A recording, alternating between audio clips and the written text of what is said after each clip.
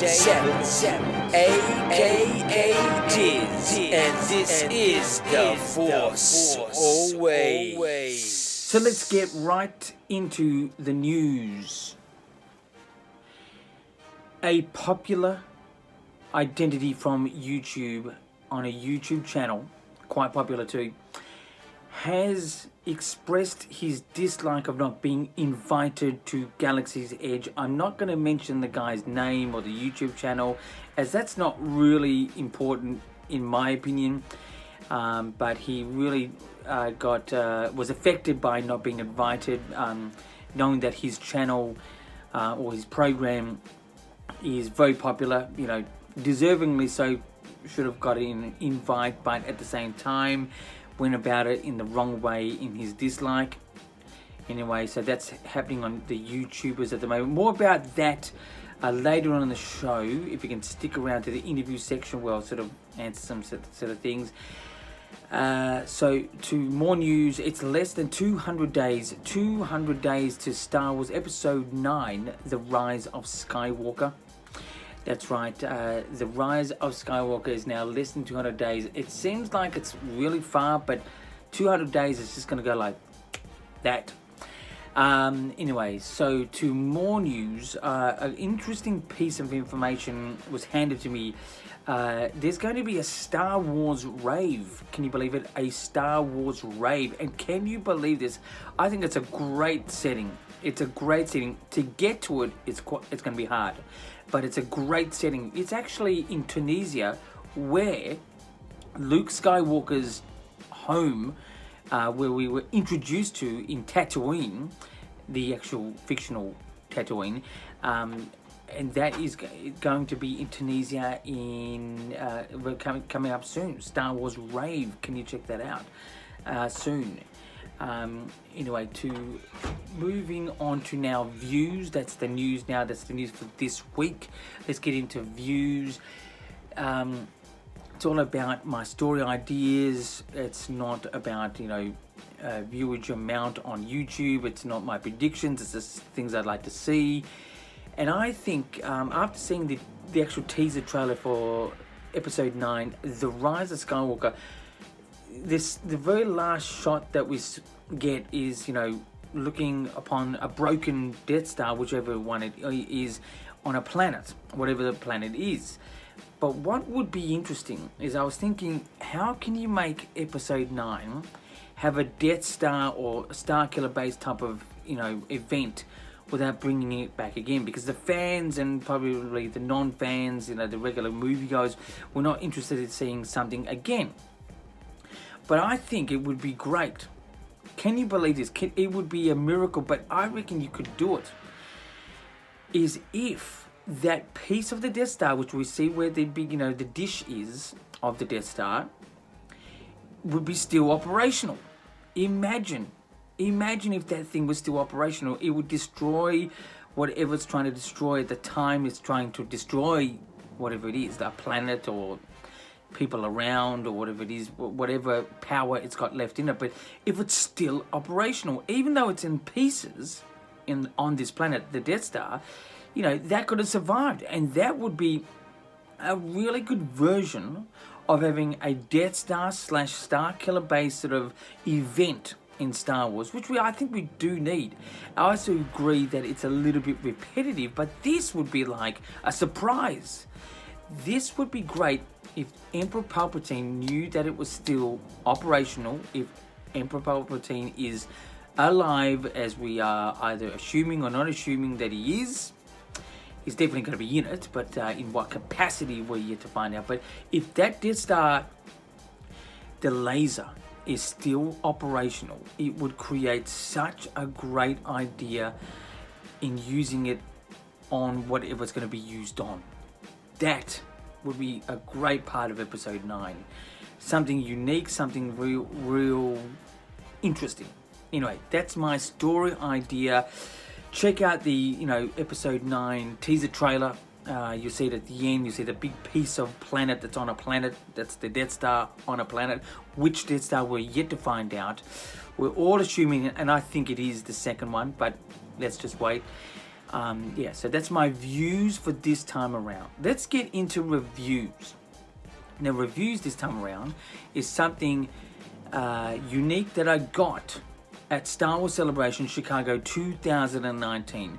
It was pre-planned, but the actual getting it was seriously hard while at the event. Because as I bought my tickets for Star Wars Celebration, it was then announced short time after that there would be a lottery system, which was the world's worst thing to do for panels and, you know, exclusive toys and things like this. But I did get my hands on the Obi-Wan Kenobi and more pack, Hasbro figure, classic figure, which is slightly a bit bigger than a classic figure. But I got the Darth Maul and Obi-Wan, and I did set out to get Ray Park, who played Darth Maul, to sign the actual Darth Maul exclusive, not to Star Wars Celebration, but actually to conventions in America. So you can get them in a number of places, but it was sort of seen as exclusive to Star Wars Celebration, but you can get them in a number of conventions. So I'll just show you what I got. So this is the exclusive. That's the exclusive Darth Maul from Star Wars Celebration 2019 Chicago. And if you look really closely, this is the signature from Ray Park, who played this character, which is great. And if you look really, really closely, it's been authenticated. There's the authenticate sticker right up there. So this is not just worth a lot by itself, but Ray Park signing that is going to increase this value big time. It's going to be very hard for me to let this go. I don't think I'll ever let it go, but this is amazing. It's not my favorite character, but it's an iconic character, and I got to like the character, especially after his rebirth. I thought the whole story idea was good, but the rebirth was a little bit controversial. You know, life after death, come on, you know, you got to sort of know when to make an end, and that's it. But anyway, I did get the Obi-Wan, which is not with me right now, but this, I just show you this here. And this review for this is definitely a 10 out of 10. Look, I met Ray Park. He seemed to be very nice, very, you know, sort of fan friendly, interested. He was actually the very last thing I did at the convention, if you call it a convention celebration. In fact, the convention was actually packing up as he was still signing autographs. He was at the very last moment. But yeah, it was very good to get that, and I worked hard to get this figure with my wife that helped me out in lining up and things like that. You had to get a lottery for this, but there was a public line that I waited in line for to get that. But whilst waiting in line, there was another story. I got to meet Matt Martin, who was one of the story group writers for Star Wars, and we had a great conversation along with other fans about some Star Wars stories, but that's for another time. I have mentioned that before, but it was great. Anyway, so that's the reviews this time. That's a 10 out of 10 for the old Darth Maul exclusive, signed by Ray Park, the original Darth Maul. Obviously, his voice is now being voiced by another actor, but, you know, he's the Darth Maul that we know. Anyway, let's get in interviews 2Q. Interviews 2Q, that's two questions I asked myself for you guys out there. Okay, was the YouTuber in this last week, which it's very hard not to mention his name, I'm sure you know, but I just really don't want to get into that. Is the YouTuber being irresponsible for his comments about not going to Galaxy's Edge? I'll say yes, he was quite like a brat. It was like a brat sort of moment and comment for not being invited, only because he's a part of a big Star Wars YouTube channel program. And I agree that, you know, it's great to see what they think, but I also agree with, I think Disney did not invite him, possibly because they don't want to be seen in favouring one and not the other. That's what I think may have happened. But I think it definitely come off like a brat, a spoiled brat. I mean, this person's had a planet named after with his surname in a book. That's, you know, privilege for life, more than life, that goes on forever. He has been invited many times to other things at Star Wars. He probably got, you know, good media passes, Star Wars Celebration. This is great. Now, YouTubers like myself who are here weekly and don't have such a big following or viewage, I do this out of being a fan and just being creative and things like that. I love this, and I'll do this whether it's high or low. But I do think he was out of order. Look, I think reprimanding him is not the whole issue. I think he's learned his lesson for that moment. He just needs to really keep focused and not, let the schoolyard mentality of YouTube, which is what really it is happening these days. YouTube has become more about being a schoolyard, the it kids and the not so it kids. I fall in the category of the not so it kids, and he probably falls in the category of the it kids. The it kids have just got to know that, just because they've got all this power and stuff like that, it's not always going to happen for them. You've just got to sort of take it as it comes.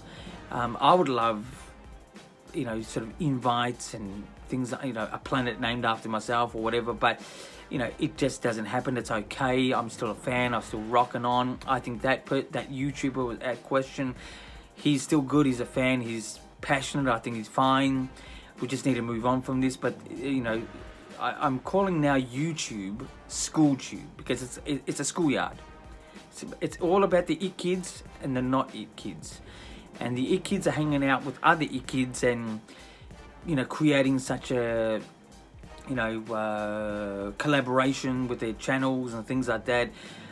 I think the it kids need to understand the not it kids are there and they are passionate and they are rocking as well. But anyway, so that's my answer to the question. I think that particular YouTuber was out of line, but we've just got to move on. Just let it be, as that would one said. Anyway, to my second question. Is the Star Wars news after Star Wars Celebration being too late? Meaning the breaking news, like things like the information, like the variety magazine shoot, the just things like this, and even the announcement of the next trilogy, which is in 2022, 2024, 2026. Is this type of news too late? And I'll say yes. Maybe the Variety magazine one could have been separate, as it's a different organisation.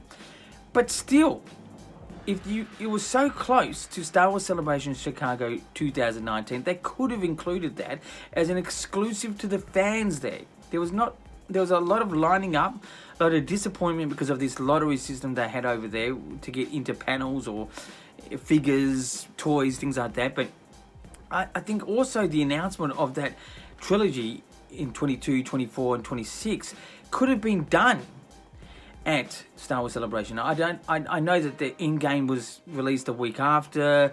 I know the Game of Thrones finale was happening, but it's with all that still there, it could have been done at Star Wars Celebration. It would have made it a bit more special for the fans that went there, and the news being everything all in one just would have created such a much more interesting event. I mean, the second time around I went to a celebration, Star Wars Celebration. First one was Orlando for me. I did see the more darker side of the event. It's just poorly run.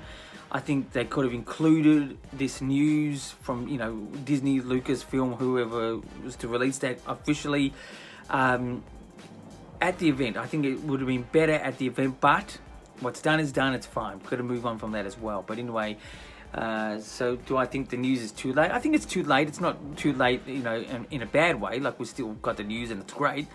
But it could have been included at Star Wars Celebration Chicago 2019. But anyway, that's my answer to that question. Anyway, that's the interviews for this time around. Please subscribe to the channel, The Force Always. It's on a weekly basis. I talk about Star Wars news. I talk about views, which is about stories. I have reviews of products or ads or posters or whatever it is, and interviews. My main interviews is really to myself, but unusual. But I don't get the exclusives like some channels, but anyway, I would interview normal people, I interview celebrities if I can, but that's the interview section. And I'm here on a weekly basis, as I just said. Subscribe to the channel, The Force Always, only on YouTube. Follow my Instagram, there's my details just down below, and also my Twitter. You can also message me at YouTube if you like, for any questions to be answered or anything that you like, whatever you want. And until next time, as I say, but from me and Mr. Ball, keep rocking.